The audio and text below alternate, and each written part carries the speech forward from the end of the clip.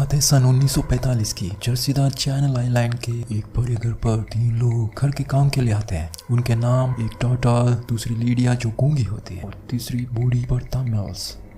उस घर के मालिकिन का नाम होता है ग्रेस स्टीवर्ट। दरवाजे की बेल सुनकर ग्रेस दरवाजे खोलकर उन्हें देख इतनी जल्दी आ गए कि घर अंदर बुलाती है, उन्हें घर को दिखाती है और तीनों को क्या काम करना है उनकी रहने की जगह को दिखाती है। इससे पहले काम करने वाले बिना बोले भाग गए थे घर से, इसीलिए अखबार में इश्तिहार दिया था कि मेहनती काम करने वाले और शरीफ लोग चाहिए थे उसे।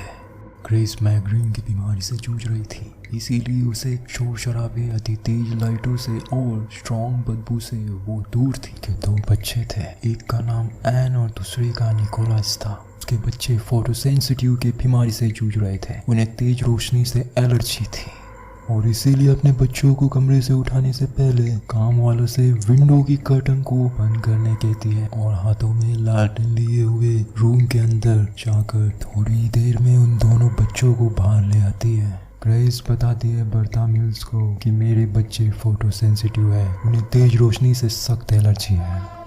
बच्चे सुबह की ब्रेकफास्ट करते समय उनके डैड को याद करते हैं। वो एक आर्मी मैन जो फ्रांस में जंग लड़ रहा था इंग्लैंड के लिए। ग्रेस ने घर के काम के लिए लेटर में अखबार में इश्तिहार देने लेटर लिखकर उसे लेटर बॉक्स में डाल दिया था। अब जाकर देखने पर उसे वो पत्र मिलता है जो पहुंचा ही नहीं। तो ये कहकर सवाल करती है मिसेस बर्ता मिल्स से, तो वो बताती है कि मैं यहाँ पर पहले काम कर चुकी हूँ।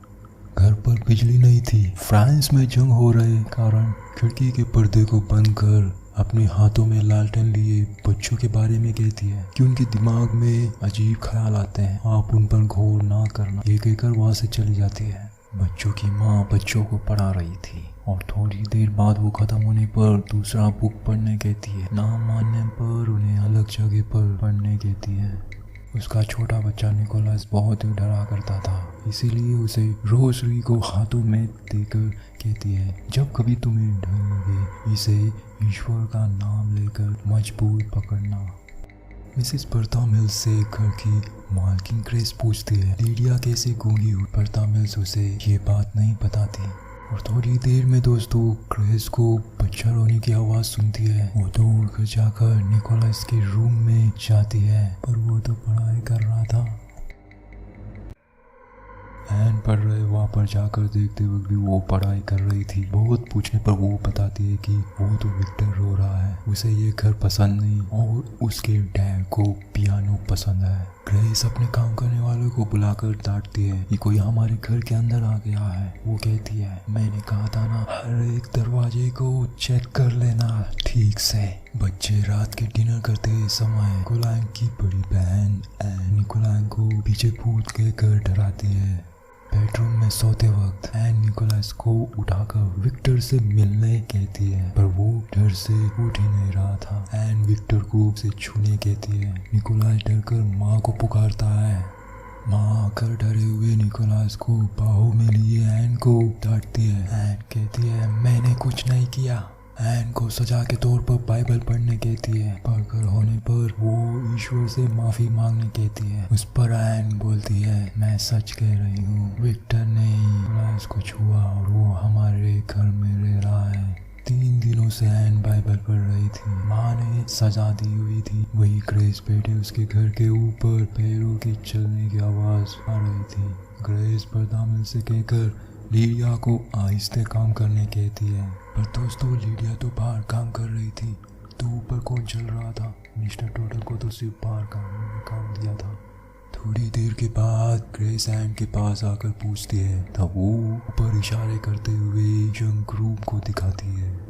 उस रूम के खिड़की के पर्दे ना होने के कारण प्रकाश एन को लग रहे थे। ग्रेस अंदर जाकर तुरंत दरवाजा बंद करती है। थोड़ी देर के बाद बस वहाँ से कई लोगों की आवाज़ें आ रही थी। ग्रेस कमरे के बाहर आकर एन को पूछती है तुमने किसी को देखा? तब वो 3-4 दिशा दिखाकर इशारे करती है कि यहाँ से वो लोग भागे हैं। दोस्तों एन अपने माँ को वो कल बनाई हुई ड्राइंग को दिखाती है जिसमें विक्टर और उसके मम्मी पापा और एक भयानक चेहरे वाली बूढ़ी को दिखाती है और उसने कितनी बार देखा था ये भी लिखी हुई थी।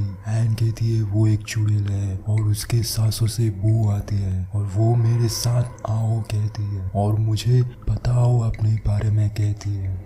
ये सब सुनकर ग्रेस अपने काम करने वाले लोगों के साथ घर की तलाशी लेती है। उसे कुछ पुरानी इस घर में रहने वालों की फ्रेम में गिरी हुई तस्वीर मिलती है और थोड़ी देर बाद एक फोटो एल्बम मिलती है जिसमें पहले लोगों की मरी हुई तस्वीर थी।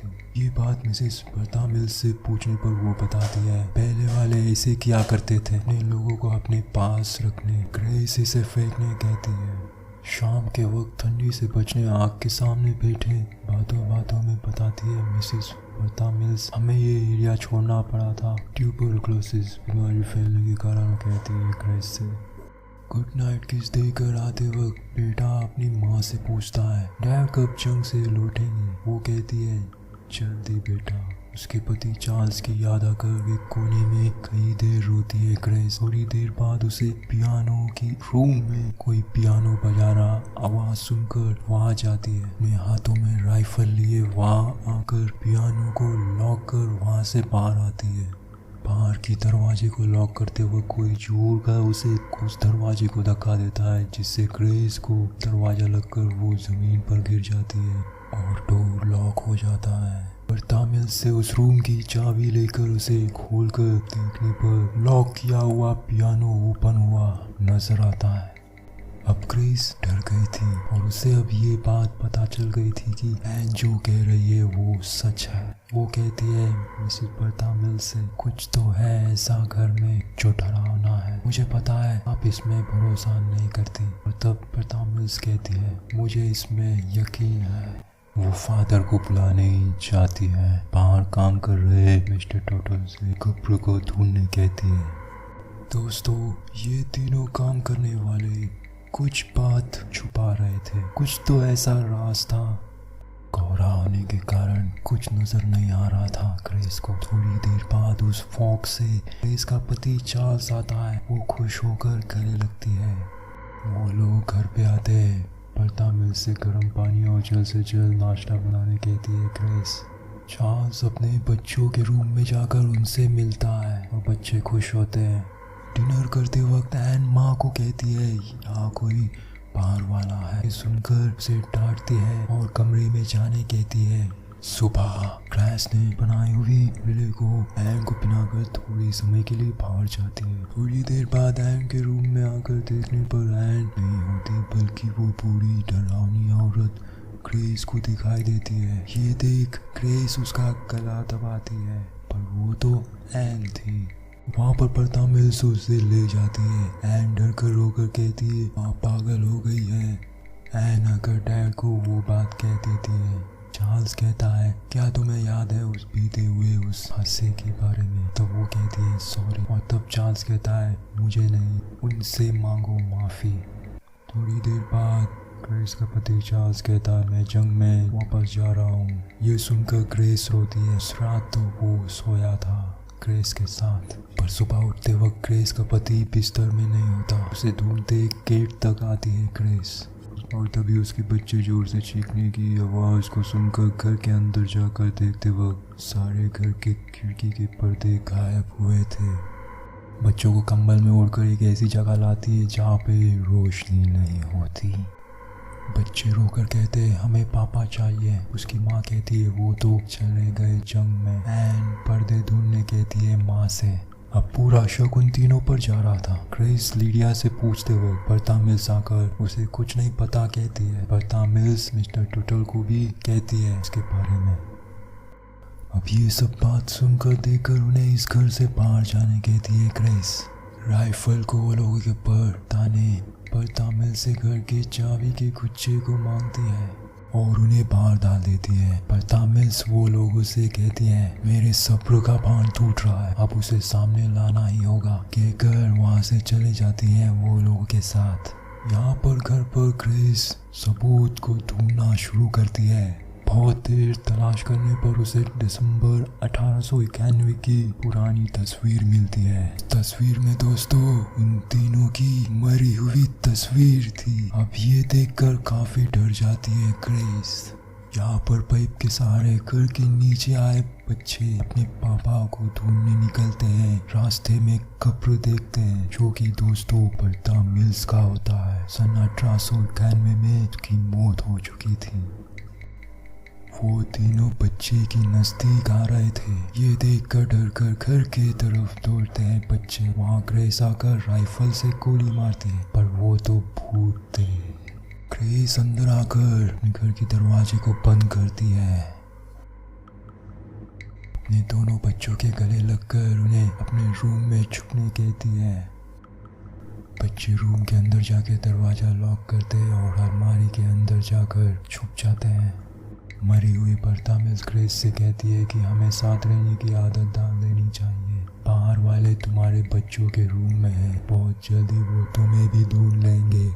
और तभी अलमारी के दरवाजे को वो बूढ़ी औरत खोलती कहती है, आओ मेरे साथ आओ।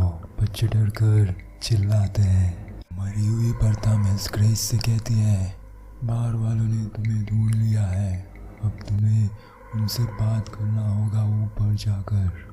ग्रेस डरी हुई अपने हाथों में रोशनी को मजबूत पकड़े ईश्वर का नाम लिए सीढ़ियों से होते हुए ऊपर के रूम तक पहुंचती है। और दोस्तों ऊपर के रूम को खोलते देखते वक्त कुछ लोग टेबल में बैठे नजर आते हैं। उसमें वो बूढ़ी औरत भी थी।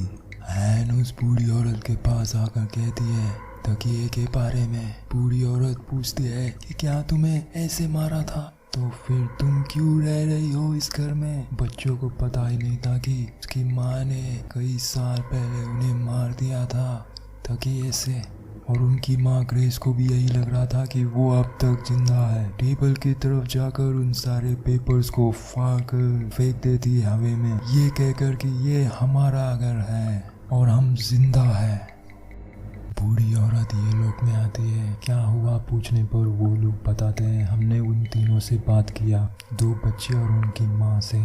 इस घर को खरीदे सेठ बीवी कहती है हमें यह घर छोड़ देना चाहिए जल्द से जल्द। हमारे विक्टर को भी वो लड़की के पूरे सपने आते हैं। वो पागल औरत अपने बच्चों को मारकर खुद को गोली मार दी उसने। वो नहीं चाहती कि हम उसके घर पर रहें। थोड़ी देर में वो रूम खाली हो जाता है। अब ग्रेस को एहसास हो गया था कि वो जिंदा नहीं है बल्कि मर गई है। बच्चों के साथ बाहर रोते हुए कहती है क्यों मेरे हाथों में उस दिन वो तकिया आ गया था, अपने बच्चों को मैंने मार दिया, फिर राइफल लेकर सिर पर तान कर गोली चला दी, मैं आपको ख़त्म कर दिया कहती है। वहाँ पर बर्ता मिल्स आकर कहती है लीबिया ने भी उस दिन आखिरी बार बात की थी जब उसे पता चला था वो मर चुकी है। इससे पहले आपको बताना मुश्किल था। बाहर वाले जा रहे हैं, दूसरे लोग आएंगे, हमें कभी एहसास होगा तो कभी नहीं। निकोलास कहता है डैड की जंग में मौत हो गई है ना माँ, हम यहाँ पर क्यों हैं, ये पूछती है अपनी माँ से। वो सिर्फ ये कहती है मैं तुमसे प्यार करती हूँ।